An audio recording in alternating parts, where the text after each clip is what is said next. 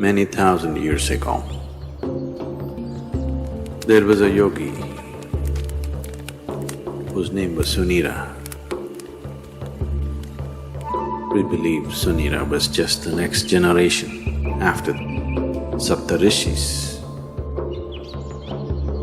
He lived and worked in the mountains which are presently in Nepal. And he took on an impossible project.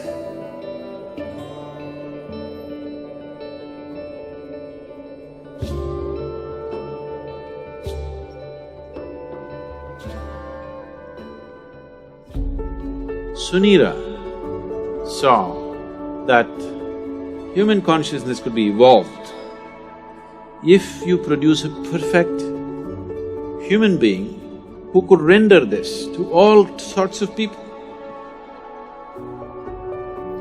In a way, he comes from the tradition of Shiva. Somewhere it's his dream to build another being like that. He wants to build a living Shiva once again, a perfect teacher for the world, who is completely multidimensional, not this kind of teaching or that kind of teaching. As Shiva explored the whole human consciousness and human body in every possible way, he wants that kind of a living being. So he started building the energy body for that kind.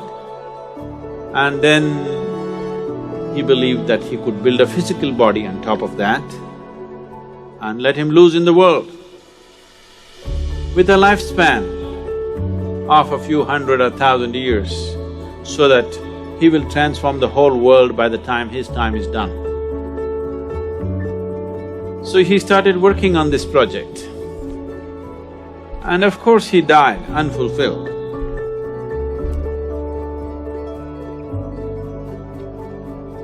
So here and there, down these 40,000 years, many ambitious yogis picked up the same project that Sunira had left and tried to reconstruct this energy body of a perfect teacher who can transform human consciousness.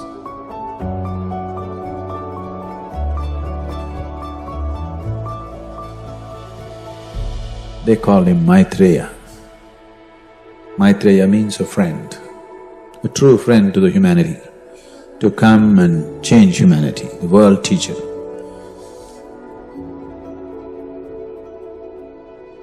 Generation after generation, many yogis tried to continue to work on the same half-made project of Sunira. It's always been in the yogic lore, but in the last century, it came to the surface. It came to social knowledge because the Theosophists worked on it. Annie Besant, Leadbeater, and Madam whatever her name, I can never pronounce, Blavatsky. All three of them took this project up. They said, we are going to make it. They amassed a vast amount of occult knowledge, probably for the first time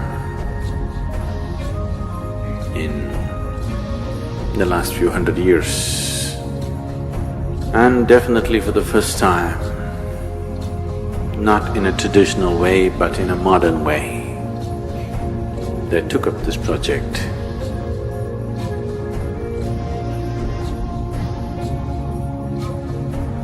And they tried to locate this being, this unfinished project.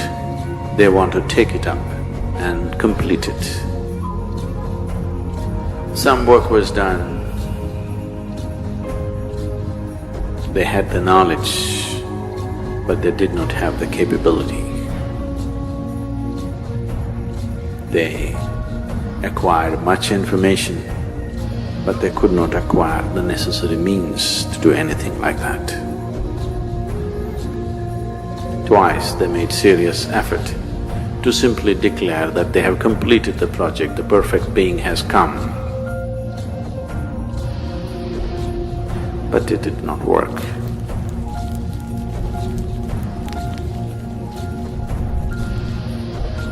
Another parallel line was also being drawn for the last couple of millenniums, where another set of yogis who were aware of this Sunira's glorious but quite impossible project, they started working upon a similar force to create a similar possibility, but with a completely different understanding of the same, creating a perfect being, but not as a human being, not in human form, because putting it into a human being as such a possibility, human system has all the capabilities, but still it doesn't have the necessary integrity of boundary to hold it. There are previous experiences of creating or attempting to create dhyanalingas in many places. Any number of projects have started in the last 2000, 3000 years and they've been abandoned halfway because of some problem or the other. In Bhojpur, they attempted a Dhyanalinga about 1,000 years ago, little more than 1,000 years ago. This was supported by a local king, so it was hugely funded and they built a magnificent temple which is half done, and the rest of the plans they drew it on the stone, because there were no drawing boards. They flattened up a rock and they made an elaborate plan of the temple in all detail, the architectural thing on the stone. They had a grand plan, a beautiful setting and everything. But half completed, it stopped because of certain things. The lingam itself, they worked on it for more than 3 years. They had 14 people working on it, one yogi who started this whole process. But this yogi worked for over 2 years and produced these 14 people, 7 men and 7 women, of enormous or extraordinary accomplishment, and they started working. They created this lingam almost 95% done. But at that time an invasion happened.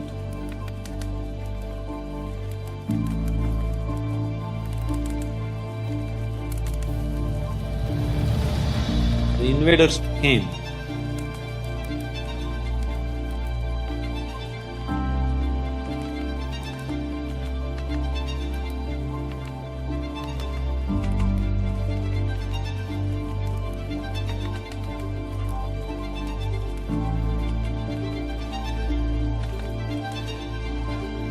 Found these people in certain states which whatever looked prickish for them, and they attacked.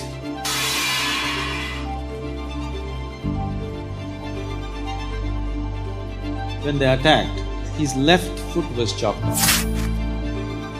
Because of this damage in the body, he could not continue. So he decided that they will merge themselves into the lingam and complete the work. So they asked another yogi, trained another yogi to lock the energies. This yogi left their bodies and merged into the lingam. But the other yogi who was supposed to do this was so overwhelmed by this situation that he could not lock it. Because they did not lock it in time, the lingam just cracked up. Even now you can see it's a straight crack in the lingam, about 3 to 4 inches is just opened up. Now they patched it up with lime. The archaeological department has patched it up with lime, but it just cracked.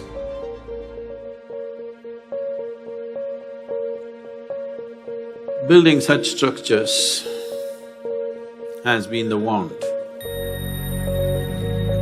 of many yogis because creating tools for enlightenment, not just as teachings, not just as practices that one can do, but living tools that people can walk through, living tools by which people can be impacted towards that process, has always been the great desire of the yogis. One of them who had such a desire fixed me up for the job.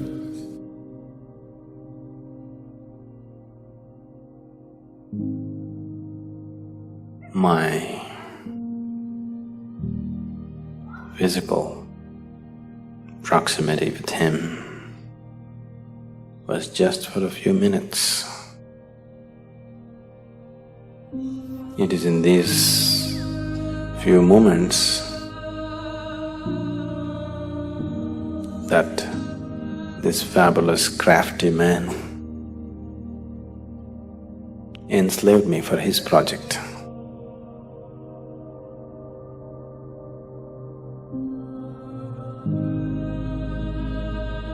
Everything that I did was around it because it was my guru's dream and it was his vision that the Dhyanalinga has to be established.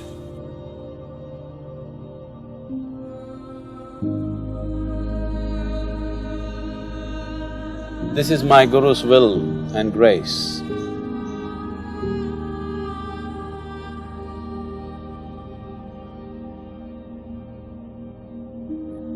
I think I must tell you something about the madness from where I come. After 2 lifetimes of heartbreaking sadhana, very intense, very truly heartbreaking sadhana. These 2 lifetimes, I was referred to by people as Shiva Yogi. And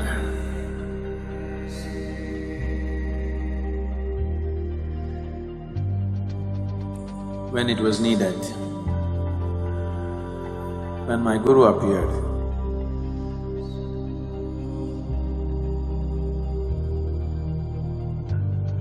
and when he felt he did not feel fit to touch me, he touched me with his stick. And everything that needs to be realized was realized.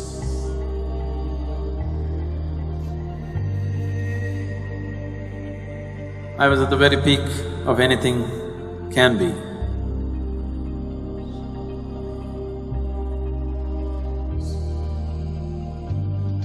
So, that being was referred to as Shiva Yogi, trying to fulfill the mission that was put into him. Didn't work,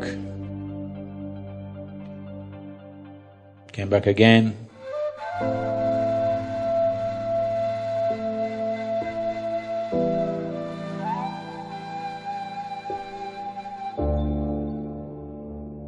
Sadhguru Sri Brahma tried very hard, almost successful, but couldn't fix the goodwill in the society because the intensity of who he is could not be understood in the social circumstances. He couldn't fulfill that. He prepared a few people and then went up the mountain. He was checking himself, why has he failed? He's got everything. Why is it didn't happen? He knew it's not that he lacks the competence, it's just that he did not garner the social support that was needed. So he went up the mountain for the last time.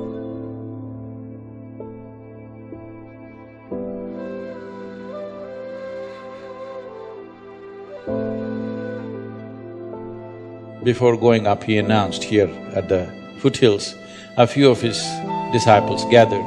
They said, "What now?" He said, "Even Tirpi Varwan, that means this one will be back again."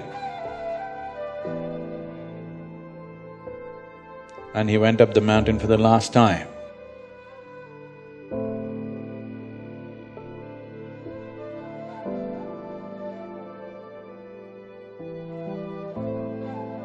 And he did a rare thing. He left his body through all his 7 chakras at the same time. He's just checking himself. He knows it's not so, but still the first blame should be on you when something doesn't work. So he's checking in case I'm not good or I'm not good enough. So he left his body through all his 7 chakras. This phenomenal energy, this very distinct energy which is nowhere else, you can experience on the 7th hill.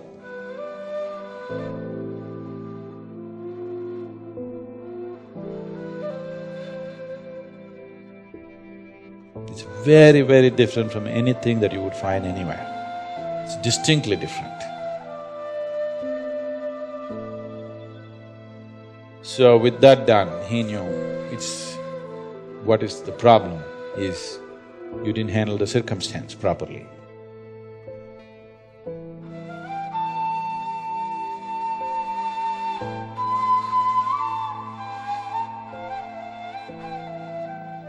This round when we came, we planned everything to a point where we decided a few people that I need, where they are born, in which room, how. Everything was planned, it went accordingly.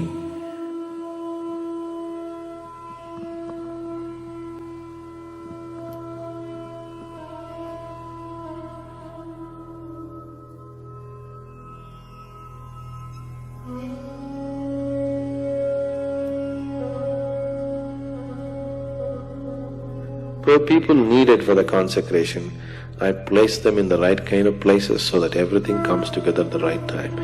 In spite of that, took it 18 years of preparation in this life to put it together, to put the people together, to remind them of their past, to get them there. Now, this is too fairy tale-ish for you, but this is something that's a living reality for us. So the consecration process itself took 3.5 years, a very intense process. People who witness these things, their lives are never the same again. Things that they had not imagined in their wildest dreams, they witnessed, they still can't believe that it actually happened in their presence.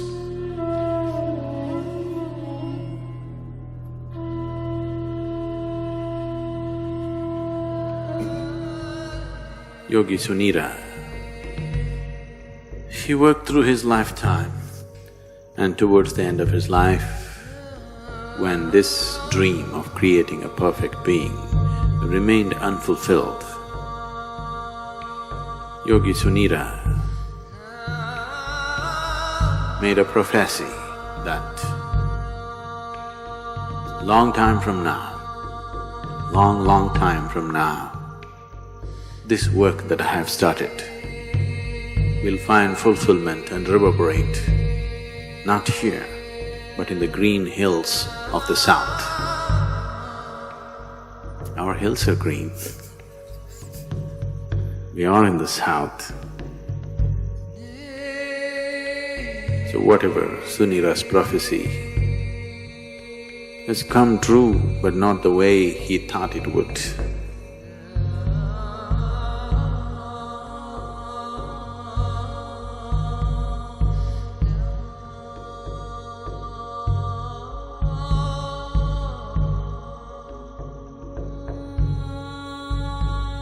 Dhyanalinga is like a living guru. The role of a guru in a spiritual seeker's life is not just about giving teachings and guidances. The most fundamental thing why a spiritual seeker seeks a guru is because a guru can ignite his energies into a different dimension. That aspect of Guru's role in a spiritual seeker's life is very well fulfilled by the Dhyanalinga. Once a person is in the sphere of Dhyanalinga, he cannot escape the sowing of the spiritual seed of liberation within himself.